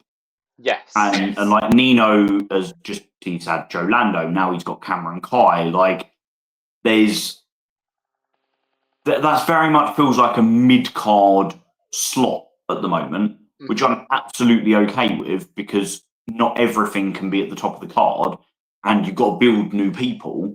But now we've got Leon Cage's return. Eventually Leon Cage is going for that title. Chris Ridgway's return. That he's going to be involved with things. Like, I don't think it's at the same level as the women's with the number of storylines going on, but there's definitely stuff happening there. I definitely feel that it's picked up, because there was one point this year where I did feel like maybe the tag division was kind of running a bit on empty, and they were pushing it through, and there was other butts, but they've definitely. Whereas in the tag division now, you've got the stuff going on with the Machine and Trent, and now my white whale Haskins. You've got the kind of CPF showing a bit of. There's something there with CPF. Like Joe Lando last week saying he dropped the ball, losing to Nino Bryan, and Danny Black not defending him, just being like, yeah. And it's such a small thing, but you're like, I feel like they're leaning into the fact that CPF haven't had a great year. Like Mayhew had his moment where there's something there. There's something of interest with CPF. You've got the tag league winners with the undisputed British heavyweight champion and Oku and the Young Guns. Like there's lots happening there. Then in the main event on the men's side, you've got Manda's coming back saying he wants the belt. Although we don't think Leon's going to win it, we've got Leon in the background. We know something. He'll have a shot at it, or they'll do, they'll pay that storyline off somehow if they can. You've got the Oku and the Jacobs that we've just worked through. It just feels like a lot is going on right now in Repro, and there's lots to be intrigued by. I would agree. So can I ask you this question? Go for it. Next month, Michael Oku, Sha Samuels, Young Guns. Does Michael Oku do to Sha Samuels what Conor Mills did to him? Mate, when they lose that tag title match, does Oku turn and twat Sha in the face? I hope so, but I can't keep hoping. Did you see the stuff with the ropes? What stuff with the ropes? What about when Oku had Sha in, I can't remember what led to it happening, but he'd hit one of his big moves. He was going for the pin. He then fell into the ropes, which broke the count. Okay. But as he was falling into the ropes, he reached out to grab them to balance himself. Yes. But at the same time, I got this great photo of it where he's looking at the ropes, like looking up at the ropes as if to be like, maybe I should have just grabbed them. I would have the title now. And Amira's looking at him as if to be like, what were you going to do? Yeah, I didn't quite work out what happened there. And then afterwards he got frustrated and he booted the ropes. Yeah, I remember that. And then Sha hit the 2 spine busters and the destroyer, and it's like that was the big thing that happened just before the match ended. My wife asked me a really interesting question this morning. She was like, "Oh, so what happened then? Did Oku win? Did Sha win?" And I said, "But I think Oku's finally turning." And she turned around and said, "But he won't be able to turn with Amira, right?" We'd long talked about Oku and Amira being a heel dynamic together. Yeah. But if they do that, that's Amira having to basically stop everything good that she's doing in her singles run because I think she's like one of the most genuine baby faces in the company. She is, but I think Amira could be anything you want her to be. Yeah. So what do? Do you have Oku turn and have Amira just turn with her and be a bitch? Do you have Oku turn and have Amira stay babyface and separate them? How do you do that when everybody knows they're still a couple in real life? Like, you can't hide that. Wrestling can't. There's no peeling back the curtain in wrestling when it's been pulled back so far already.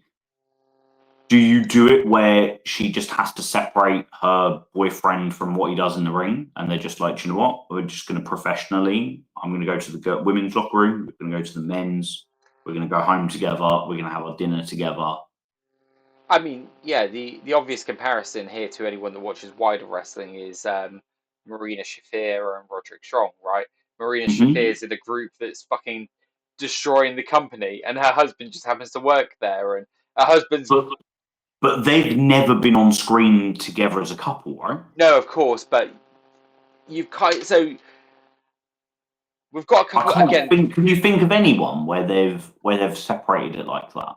No, because usually what happens, it usually happens with one of them turn on the other, wouldn't it? And like, yeah, and like and I know that Amira says she has, like, they've had offers to do that. They do not want to do it. They do not want to tag together.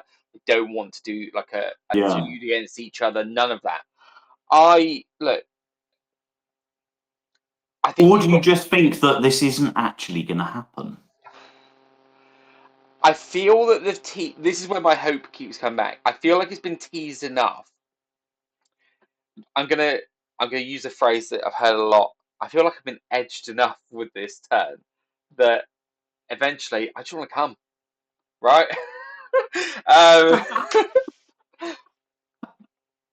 It's episode 69, Dave. We've got to go with it.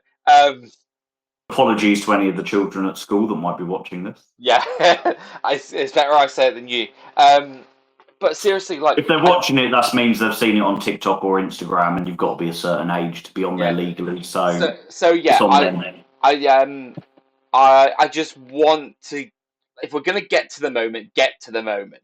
Yeah. Otherwise, what are we fucking doing here? And I feel like this moment there is, and this is where I think you can be critical to a degree with Rev Pro, but again, I'm saying this with not knowing where things have maybe had to pivot at times as well, right? Yeah, 100%. So I can only judge it in a world, and look, I know that Andy will probably be sitting there, like, if he was to hear me saying this, be going, yeah, but this, and this. I don't know that. I can only judge on what I'm seeing, right? And as a fan, I often say this in wrestling, that so in AEW, Hologram has a clone, and Hologram's got injured, and they introduce him in a way, and everyone keeps going, well, it was the best way to do it with him being out injured. Well, as a clone? Yeah. So apparently it was going to be like a story against each other.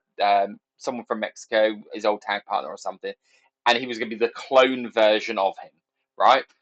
I know you're just like, what the fuck? Literally, just like, I've not watched AEW for a few months. Actually, I've not watched AEW for 2025. Actually. But here's the thing, right? You could. Sorry, why does my wife text me when she's already left the evening? Oh yeah, thanks. Just rub it in that Swerve's going to be at a Comic-Con that I'm not going to be able to go to. So yeah, like, you could. They go, oh well, he's been introduced in the best way possible, and everyone's going to give it a bit shit, right? If you have to pivot from your plans, that is not an excuse for things to not. No, the new plan has to still be good, right? Yeah, exactly. Or you just don't do it. So the fact that we've leaned into, like, so whether it has been the original plan that we're pivoting from, and we're going, let's do it here instead, then what you do is you just, and look, Andy will be sitting there again being, well, these dicks are being hypercritical, because they'll be saying, why aren't you picking up on it throughout the following weeks? Because that's what we do, right? We go, hey, this hasn't been mentioned in a while. Why is it not being mentioned? Has this been dropped? Like, what is going on here? But I think there's a way to have done it that if you're going to do it, next week is the very last possible time that they can do it. I don't think you could, like, I was. Do you mean next month? Next month. Yeah. Next month, the tag title match. Sorry. Okay, so if they do it next month, doesn't that mean that we've got Shaw and Jay Joshua looking like it's going to be the Uprising main event or men's championship match. So why isn't Oku wrestling Shaw then? Having turned on him. Do we need to have Oku turn on him and then something prevent Oku from being able to go after Shaw? Like, Oku turns on Shaw, somebody saves Shaw, and then we build to that person versus Oku before we get Oku versus Shaw when Shaw doesn't have the belt anymore. You see what I mean? Like, let's just put somebody in there for anybody's sake. So I'm going to take someone where I don't think it could possibly happen. Let's take Harry.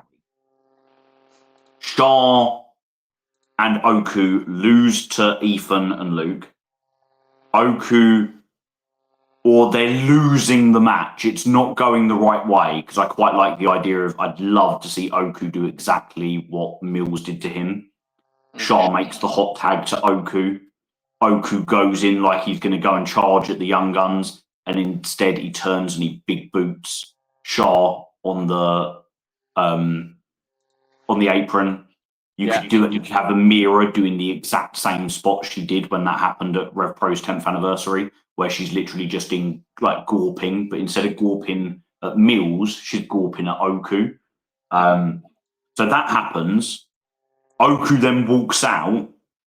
Maybe you do it where Oku walks out, like Mills did to him, because for the next few weeks, Mills said nothing. Mills turned on Oku and then just stayed quiet, to the point where in the 229, Amira's there, like slapping the fuck out of his face, like trying to get him to talk, and he just won't say anything. Does Oku do that?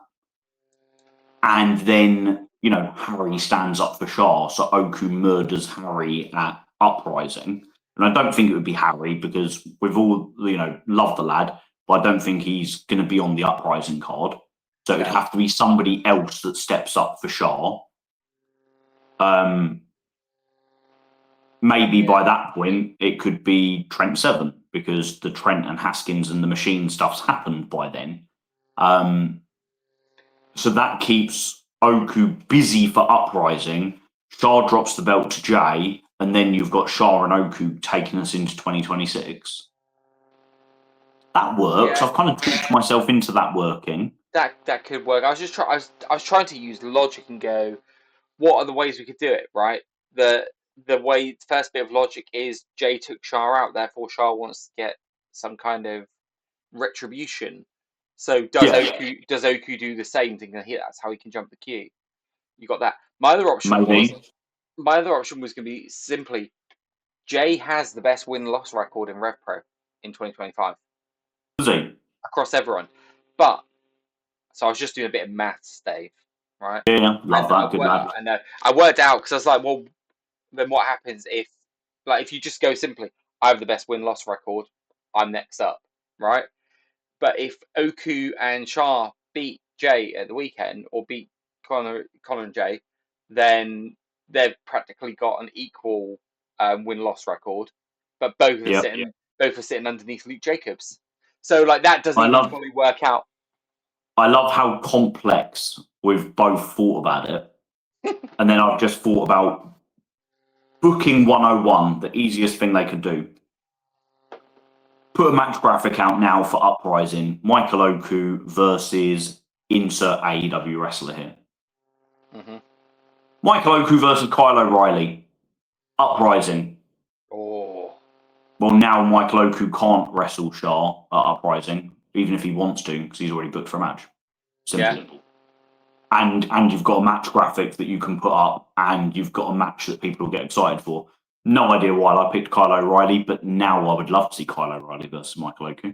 That would be bloody lovely, wouldn't it? I've got no idea what Kyle O'Reilly's presentation is like in 2025, but Kyle O'Reilly, Undisputed Era, where he just kicks the shit out of people, will always be one of my favourite wrestlers. Andy, I know that you're watching. I know you watch this every week. Like you've got nothing better to do with your time. I know. He's the guy that likes the videos on YouTube, right? Yeah, exactly. When we get when there's 3 likes and I'm one of them, you're the other one, and then one more person, right? It's Andy Quildan. Like, I know Andy Quildan watches. Like, he just has all that free time to watch us. So. Oh God, yeah. I'm just gonna ask for one thing, Andy. If we're going this route with J. Josh, and I'm looking right down the camera when I say this, but I'm talking to Andy Quildan. Mate, you are doing such a good David Francisco right now. Oh, fuck off. Dave Francisco uses me for content, but to be fair, I do the same with David as well, so mutually beneficial. If we are going with Jay Joshua versus Charles Samuels for the title, that means the match against Young Guns that could have happened will be freed up. AEW are in town. Get FTR. Get FTR. Oh, it's the match I want to see. It's the match that Dax Harwood has gone back to Ethan Allen saying he wants to see. Ethan Allen has gone back to Dax saying he wants to see it. Book it. Yeah. What a match that would be. What are FTR doing in AEW? Are they in like a big program? I think they're champions. They were against Copeland and Christian. Copeland's I'm guessing it's going to be really difficult to have them lose, though, right? Why have them lose? Do we need Young Guns to drop the belts prior to their FTR match? Mate, look, if it gets us to FTR, I'm fucking happy with anything. Like, mate, I know. I always feel like such a hypocrite because I looked at the AEW Dynamite card for this week and I was like, Jesus Christ, what a card! Jon Moxley versus Tomohiro Ishii. Like, immediately I'm like, yes, please. The Hangman Page and Samoa Joe like talk. I'm like, I love that. I love both those guys. Like, AEW is full of loads of people that are my favorite wrestlers. I just don't enjoy what I didn't when I was watching it last year. I didn't enjoy watching the show because I didn't really like the booking and the narratives and the stories and the commentary that's telling me what I should be like. I just found it all quite jarring. So I was like, I can't watch wrestling where somebody can set fire to somebody's house and not be arrested and put in jail. I know it's so silly, but that is literally how black and white my brain is, right? Yeah. And it's on me. It's why that's just the style of wrestling you like, right? Your wrestling that you enjoy most is grounded more in realism. Absolutely, mate. Don't forget, my entry to Rev Pro was New Japan Pro Wrestling. Yeah, exactly. You know, like I wouldn't know Rev Pro existed if it wasn't for the fact that I decided randomly I was going to watch the 2020 G1. Mm-hmm. And it was, fucking pandemic, wasn't it? It's like, I've got nothing else to do. Might as well watch this tournament. Yeah. And I absolutely adored it, even if Evil was very, very dominantly booked. So, yeah, I feel like we've talked about so much tonight without actually going over the card, which I'm a big fan of. I feel like it's nice just getting to talk about the big stuff. Can I finish you off there by asking you one question? You can finish me off, mate. So, perfect. Sex joke. Number 69, right? I had to get a joke in and an innuendo too. So we had a really good match between Alex Windsor and Nina Samuels, right? I'm not going to talk about the match itself because the match spoke for itself. Yeah, I really enjoyed it. Best Nina Samuels match I've seen. Yeah, it was a great match. My second, I still think her match with Kanji that I saw in Progress was great. And actually her match in Eve the other night, I spoke to Nina and said, "You've just had some great fucking matches lately." Like, so underrated. She is so underrated. And I must caveat that a little bit by saying whenever I say best Emerson Jane match I've ever seen, her against Kanji, it sounds a little bit like I'm saying that's the first really good one I've seen. Everything I get you. Yeah. No, not at all. I've enjoyed every Nina Samuels match I've watched so far. I just think that was the best one that I've seen. Yeah, amazing. Anyway, mate, your question. My question. At the end, we saw tempers really flare. Oh, yes. Do you think Nina is still part of the Cutthroat Collective? Because I had a thought of what happens if after every match, Saf just goes a bit mad and ends up exiling people. I can definitely... Well, it's interesting, actually, because I still think that babyface Sapphire Reed is more likely, and that we could potentially cut the Cutthroat Collective down to 3: Lizzie, Nina, and Mercedes. Saf goes babyface. I feel like the fans would like that. I think there is, when we talk about, like, organic surges for people, Jay Joshua is organically over, so is Sapphire Reed. Alternatively, it could be the fact that, schedules and you must get to a stage where you're like, do you know what, we've kind of done everything we can with this person for a little while, so why don't we let you go off and do something else and then come back to us in a little while. I'm wearing a Greedy Souls t-shirt right now. Like, 2022 and 2023 Rev Pro, Greedy Souls were on every show I went to. Over it. I can't remember the last time I saw Greedy Souls. Southampton against Harry and Shaw, maybe? That was fucking ages ago. I legit can't remember last time I saw them. But at the same time, it's like, now when they do come back, which they will, I will be so glad to see them. Is it a case of, has Nina maybe, or Nina, Lizzie, or Mercedes, are they going to break up the Cutthroat Collective or knock one of them out to cycle them out of the booking pattern and bring them back in at a later date? I still think that Rev Pro benefits immensely by having this stable of badass women.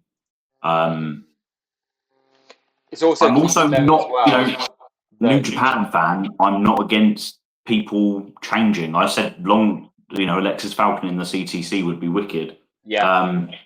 But at the same time, it's a massive commitment. I was just saying that it looks like as well that Nina appears to be wrapping up everywhere at the moment. So really? She's just done basically a loser leaves progress match. Has she had that match? She's had it. Did she lose? Yep. Oh, that's very interesting. And in Eve, the dynamic is what is left for Nina Samuels and Eve. Like, there's. Oh, right. Okay. I don't know if that means that basically is she going? Is something else happening? Is she just cutting down the amount of wrestling she's doing? She's wrestled for a very long time, right? 10 years. And she's wrestled at a high level for a very long time. Wrestling is not the only thing that she does with her life. No. And everybody at some point will come to a stage, won't they? Like, independent British wrestlers don't tend to wrestle until they're 50 and 55. Like, stick on Raw, stick on Dynamite, stick on New Japan. You're going to see plenty of wrestlers there that are 45 plus. Yeah. Go to an independent wrestling show in Britain and you're not going to see anybody of that age.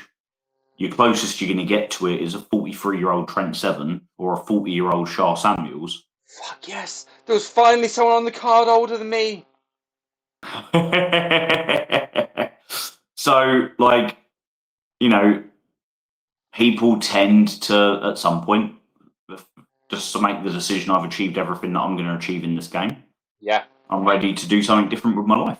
Yeah, exactly, mate. Maybe there's an element of that. I hope not. From a personal, selfish point of view, I really enjoy watching Nina Samuels. So, but at the same time, I'm intrigued. I'm really enjoying the dynamics. Yeah, absolutely. Lizzie Evo is one of those people that I think is impossible not to watch. Mm-hmm. She's such a performer. Yeah. Like, it's even when the spotlight is on the whole group, she finds ways to get the spotlight to be on her without taking away from the other people that are in the ring with her. Agreed. So maybe that's why I notice it so much. But the number of times that this year, it's felt like it's her and Saf. And then on the other side, you've got Mercedes and Nina. Yeah. And are we going to have like a Cutthroat Collective civil war? Interesting to see where it goes, my friend. Interesting. A few last bits to round us off. First of all, I've heard back from Sharon. When I said that she'd been name checked, she went, "Oh no, complimentary, I trust." And I went, You're going to like it, Sharon. And she put, God help me. Give me the time code so I can prepare my shoulders to cringe. And Sharon will know that it is a compliment from me. Oh, absolutely. And because she also knows that she is one of the only people in the wrestling community that I feel comfortable enough with that I could insult her so badly as banter and not feel like I need to be careful that I'm not going to really upset someone. Agreed, mate. Agreed. And talk about cringing. I'm going to finish off, and I don't know if I told you. God, I didn't even mean to say that. I'm gonna tell you a thing. I don't know if I told you yesterday or not. I might well have done, but I just figured it's fun to tell everyone. This lad sitting next to me yesterday, getting really into it, right? Sports-based wrestling. Kanji has Emerson in a submission. I think it was a Kimura she had her in, and he's going, snap her arm, snap her arm. Like, he's really getting into it, right? Enjoying himself. The guy next to him had a woman sitting the other side, and she turns around, and I watched it all unfold. I couldn't believe it. She turns around, looks at him, and she goes, "You are being very aggressive." She said that to the lad from Birmingham. The lad was direct. Yeah, that one. Yeah. I thought she said that to her boyfriend. No, she said it to him. And they left, right? They left the show. They left straight after that, yeah. Oh, come on. Like, yeah. Obviously, we don't want anybody to snap anybody's bones. No, that should be a caveat. How often do you hear things like, well, like at the start, Kanji in her pre-match promo said, "I'm going to break her neck." Yeah.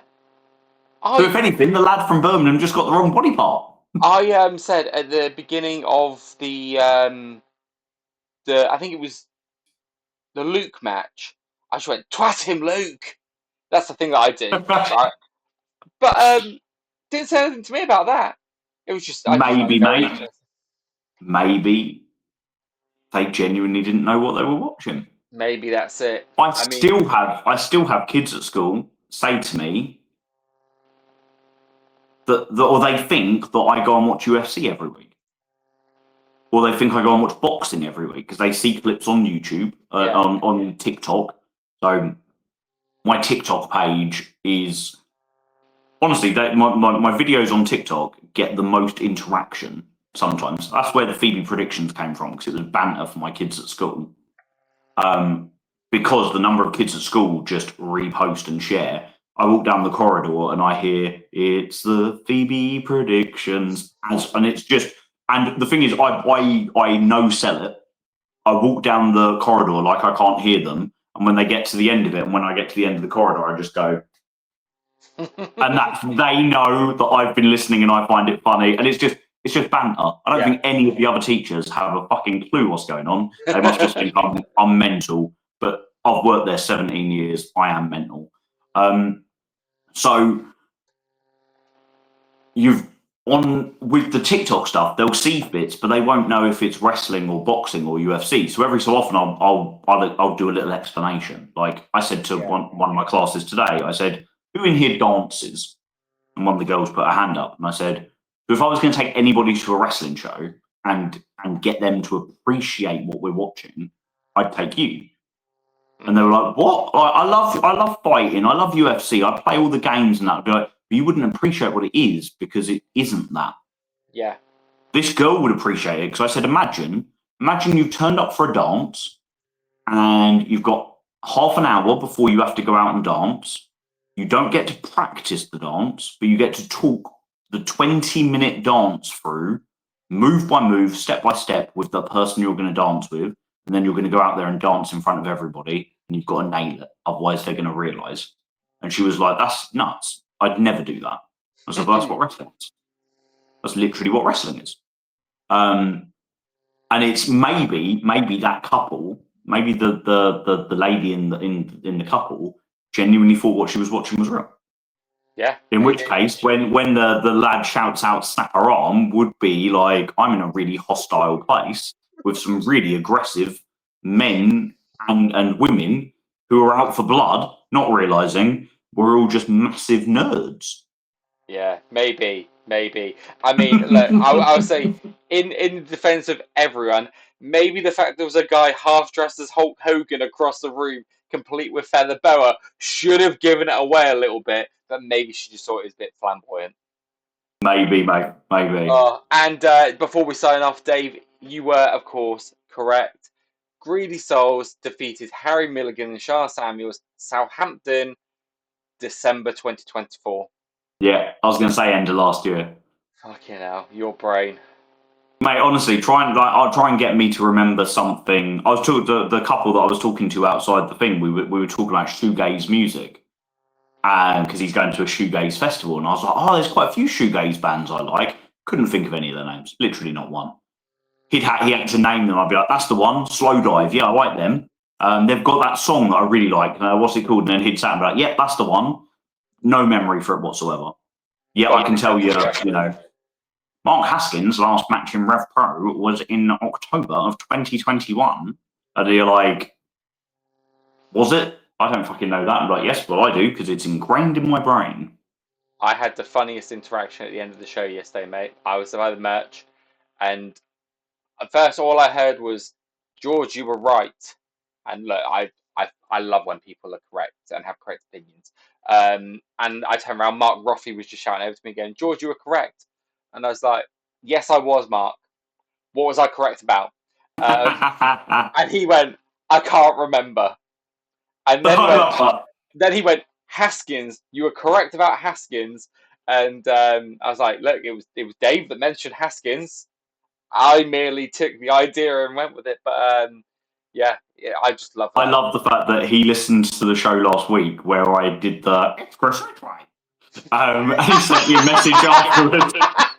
He sent me a message afterwards and was like, love the fact that you did an impression of me on the podcast, with like a smiley face. And I just replied being like, I'm so glad that you thought that, because I was so worried afterwards that you'd think I was taking the piss when I wasn't. It was such an endearing thing. He's a lovely lad, and he's got very, very good faith takes on wrestling, so I always appreciate hearing him. I appreciate when I was walking down the trying to get out of merch. As I was walking out, I just kept hearing someone shout my name. I'm like, who the fuck is shouting my name? And I thought, as I was walking past Jay Joshua, it was Jay basically going, I've got more designs I've got more t-shirts. How many of them have you got? 5, I think. 4 or 5. 5. 5 the same t-shirt in different colours. I didn't buy the new ones yesterday because Leon. So I was going to buy one. I was going to buy one, and then Leon Cage was there. I was like, nah. You're on Jay Joshua merch rations. Yeah, so it's just like I only had the money for one yesterday, and that's what it would have been. It would have 100% been one of those, and I'd have probably got the other one in Southampton. If I really had a good week where I hadn't spent much during the week, because I'm trying to keep my money for when Andy Quildan puts anniversary show tickets on sale.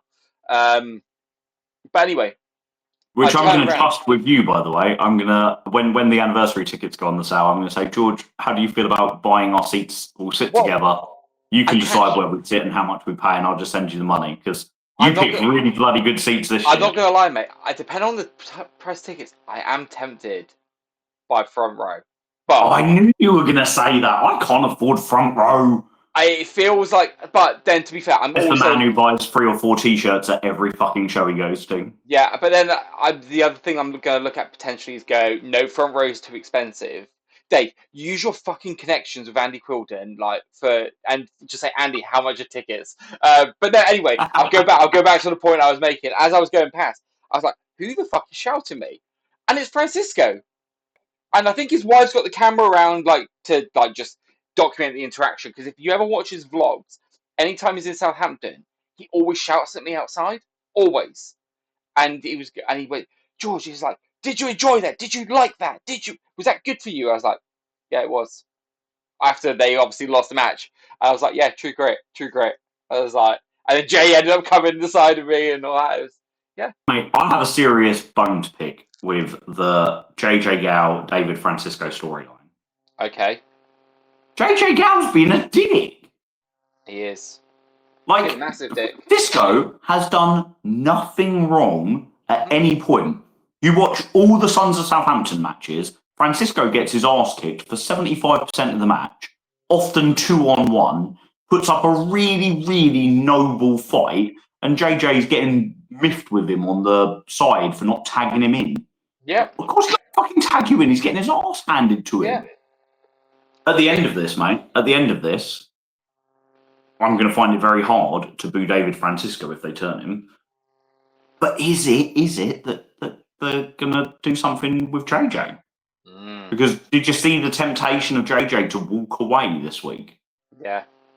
It was Chuck Mambo and TK Cooper-esque, but on a smaller scale. He hesitated and then he reached in for the tag. Again, I'm curious just because I still think that I can't see them turning JJ Gal heel. But that is what they're showing us. I don't think we're going to get a heel turn, but I think a bit more grit in JJ's presentation would go a long way. Yeah, a little bit less cookie cutter. It's a little bit like with that storyline. It's like the breadcrumbs are being like, well, we'll sprinkle a few over here, we'll sprinkle a few over there, we'll sprinkle a few over here, and we'll just let them feed. And then see if they can end up where we are. And I love that. Yeah. I love not knowing, but thinking that I know. That's it, right? Yeah. We think we're clever until we prove that the only clever one is Andy Quildan. Again, like I said, Summer Sizzler, I'm on record on a podcast saying this is the most easy to predict show ever. I said I didn't mean that in a bad way either. It just felt the easiest to predict show, and I think I got 3 matches correct. Yep. Phoebe predictions this week. I went into school today and all the kids were like, how many of the predictions did she get right? I'm like, actually, I think she predicted all of them correct, except one that felt like a bit of a shoe-in, CPF to lose to Dragon Dyer and Dragon Kid. And actually, because for her, it was like, well, I want CPF to win, but they lose a lot. So I think CPF are going to lose. Like, yeah, pretty good bet that, actually, love. And she that was the only one she got wrong. Sorry, mate. I am listening to you. I just saw a Red Pro post, and there's been some matches announced, right? There has. It's ones that we were expecting. I don't know what they are. I just know that I've had the match graphics sent to me. But underneath there's an AI video that I'm not going to mention on camera. I'm going to show you when we've logged off because I might be cancelled.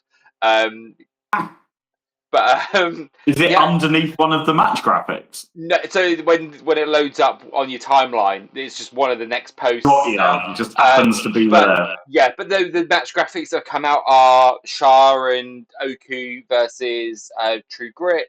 It's been announced. Well, we've got confirmed Cameron Kai versus Nino as well. Nice. Yeah. All the normal stuff. Also.